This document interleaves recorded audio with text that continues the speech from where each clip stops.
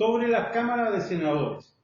En el artículo 56 se señala que la Cámara de Senadores se integrará por 128 senadoras y senadores, de los cuales en cada estado y en la Ciudad de México, 2 serán elegidos según el principio de votación mayoría relativa y 1 será asignado a la primera minoría.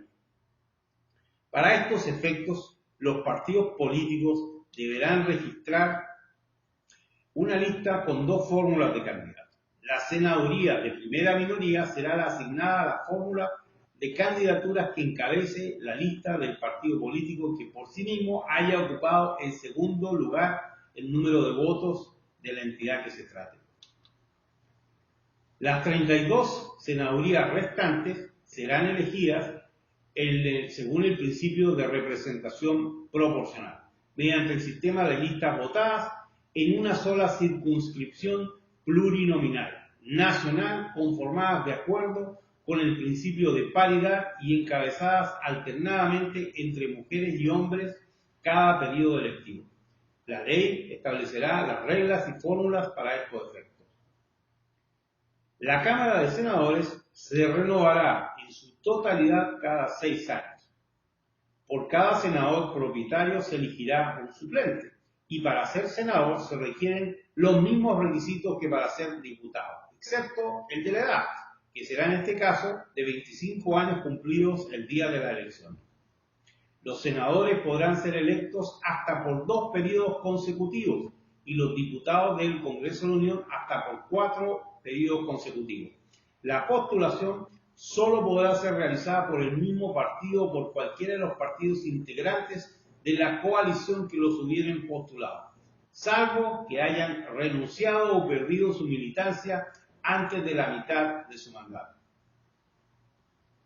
El organismo público previsto en el artículo 41 de la Constitución y de acuerdo con lo que disponga la ley, va a declarar la validez de las elecciones de diputados y senadores en cada uno de los distritos electorales uninominales y en cada una de las entidades federativas. Otorgará las constancias respectivas a la fórmula de candidatos que hubiesen obtenido la mayoría de los votos y hará la asignación de senadores de primera minoría de conformidad a lo dispuesto con el artículo 56. Asimismo, hará la declaración de validez y la asignación de diputados según el principio de representación proporcional de conformidad con el artículo 54 de la Constitución. Las determinaciones sobre la declaración de validez, el otorgamiento de constancia y la asignación de diputados o senadores podrán ser impugnadas ante las salas tribunales y regionales del tribunal a través de la impugnación de los partidos políticos que podrán interponer únicamente cuando por los agravios esgrimidos se pueda modificar el resultado de la elección. Los fallos de la sala serán definitivos e inatacables. La ley establecerá los presupuestos, requisitos de precedencia y el trámite para este medio de impugnación. Los diputados y senadores son inviolables por las opiniones que manifiesten en el ejercicio y desempeño de sus cargos y jamás podrán ser reconvenidos por él. El presidente de cada Cámara velará por el respeto al fuero constitucional de los miembros de la misma y por la inviolabilidad del recinto donde se reúnan a sesionar.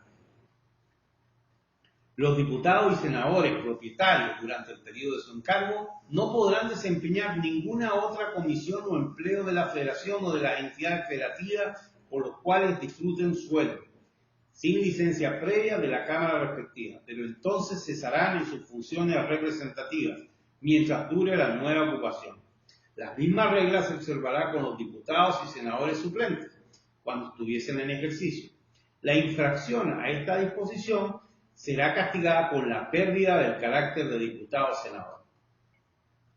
El artículo 63 indica que las cámaras no pueden abrir sus sesiones ni ejercer su cargo sin la concurrencia en cada una de ellas de más de la mitad del número total de sus miembros, pero los presentes de una u otra deberán reunirse el día señalado por la ley y compeler a los ausentes a que concurran dentro de los 30 días siguientes, con la advertencia de que si no lo hicieren, se entenderá que por el mero hecho no aceptan su encargo, llamándose luego a los suplentes, los que deberán presentarse en un plazo igual, y si tampoco lo hicieren, se declarará vacante el puesto. Tanto las vacantes de diputados y senadores del Congreso de la Unión que se presenten al inicio de una legislatura, como las que ocurran durante el ejercicio, se cubrirán, la vacante de diputados y senadores del Congreso de la Unión, por el principio de mayoría relativa. La Cámara respectiva convocará a elecciones extraordinarias de conformidad con lo que dispone la fracción 4 del artículo 77 de la Constitución. La vacante de los miembros de la Cámara de Diputados electos por el principio de representación proporcional será cubierta por la fórmula de candidatos del mismo partido que siga en el orden de lista regional respectiva, después de haberse asignado a los diputados que hubiesen correspondido. La vacante de los miembros de la Cámara de Senadores electos por el principio de representación proporcional será cubierta por aquella fórmula de candidatos del mismo partido que sigue en el orden de la lista nacional, después de haberse asignado a los senadores que le hubieran correspondido, y la vacante miembro de la Cámara de Senadores electos por el principio de la primera minoría. Será cubierta por la fórmula de candidatos del mismo partido que para la entidad federativa de que se trate se haya registrado en segundo lugar en la lista correspondiente. Se entiende también que los diputados o senadores que falten 10 días consecutivos sin causa justificada o sin la previa licencia del presidente de su respectiva Cámara, con la cual se dará conocimiento a esta, renuncian a concurrir hasta el periodo inmediato que les siga, llamándose desde luego a los suplentes. Si no hubiese quórum para instalar cualquiera de las cámaras o para que ejerzan sus funciones, una vez instaladas, se convocará inmediatamente a los suplentes para que se presenten a la brevedad a desempeñar su cargo. Entre tanto, transcurren los 30 días de que antes se hablaba.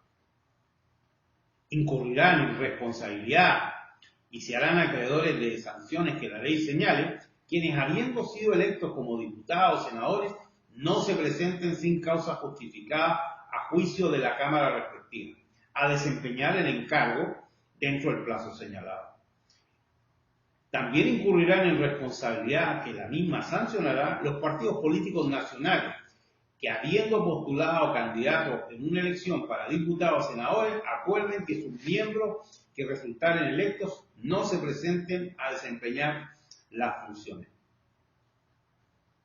Los diputados y senadores que no concurran a una sesión sin causa justificada o sin permiso de la Cámara respectiva no tendrán derecho a la dieta correspondiente al día que falte. El Congreso se reunirá a partir del 1 de septiembre de cada año para celebrar un primer periodo de sesiones ordinarias, excepto cuando el presidente de la República inicie su encargo en la fecha prevista en el artículo 83 de esta Constitución, en cuyo caso se reunirán a partir del 1 de agosto y a partir del 1 de febrero para celebrar un segundo periodo de sesiones ordinarias. En ambos periodos de sesiones el Congreso se ocupará del estudio, discusión y votación de las iniciativas de ley que se le presenten y de la resolución de los demás asuntos que le corresponden según la Constitución. En cada periodo de sesiones ordinarias el Congreso se debe ocupar de manera preferente de los asuntos que señala su ley orgánica. Cada periodo de sesiones ordinarias durará el tiempo necesario para tratar todos los asuntos mencionados anteriormente. En el primer periodo no podrá prolongarse sino hasta el 15 de diciembre del mismo año, excepto cuando el presidente inicie su encargo en la fecha prevista en el artículo 83, en cuyo caso las sesiones se pueden extender hasta el 31 de diciembre de ese mismo año. El segundo periodo no podrá prolongarse más allá del 30 de abril del mismo año. Si las dos cámaras no estuvieran de acuerdo para poner término a las sesiones antes de la fecha indicada, resolverá el presidente de la República. El Congreso o una sola de las cámaras, cuando se trate de un asunto exclusivo de ella, se reunirán en sesiones extraordinarias cada vez que los convoque para este objeto la comisión permanente, pero en ambos casos solo se ocuparán del asunto o los asuntos que la propia comisión sometiese a su conocimiento, los cuales se expresarán en la convocatoria respectiva. Las dos cámaras residirán en un mismo lugar y no podrán trasladarse a otro sin que antes convengan la traslación y en el tiempo, modo de verificarla designando un mismo punto para la reunión de ambas, pero sí conviniendo las dos para la traslación. Difieren en cuanto a tiempo, modo y lugar. El Ejecutivo terminará la diferencia eligiendo uno de los dos extremos en cuestión. Ninguna Cámara podrá suspender sus sesiones por más de 3 días sin el consentimiento de la otra. En la apertura de sesiones ordinarias del primer periodo de cada año de ejercicio del Congreso, el presidente de la República presentará un informe por escrito en el que manifiesta el estado general que guarda la administración pública del país. En la apertura de las sesiones extraordinarias del Congreso de la Unión o de una sola de sus cámaras, el presidente de la Comisión Permanente informará de los motivos o razones que originan la convocatoria. Cada una de las cámaras realizará el análisis del informe y podrá solicitar al presidente de la República ampliar la información mediante pregunta por escrito o citar a los secretarios de Estado, a los directores de las entidades paraestatales, quienes comparezcan y rendirán informe bajo protesta de decir la verdad. La ley del Congreso y sus reglamentos regularán este ejercicio. En el primer año de su mandato, en la apertura del segundo periodo de sesiones ordinarias del Congreso, el presidente de la República presentará ante la Cámara de Senadores para su aprobación la Estrategia Nacional de Seguridad Pública e informará anualmente sobre el estado que guarda. Toda resolución del Congreso tendrá el carácter de ley o decreto. Las leyes o decretos se comunicarán al Ejecutivo firmados por los presidentes de ambas cámaras y por un secretario de cada una de ellas, y se promulgarán en esta forma. El Congreso de los Estados Unidos Mexicanos decreta el texto de la ley y el decreto.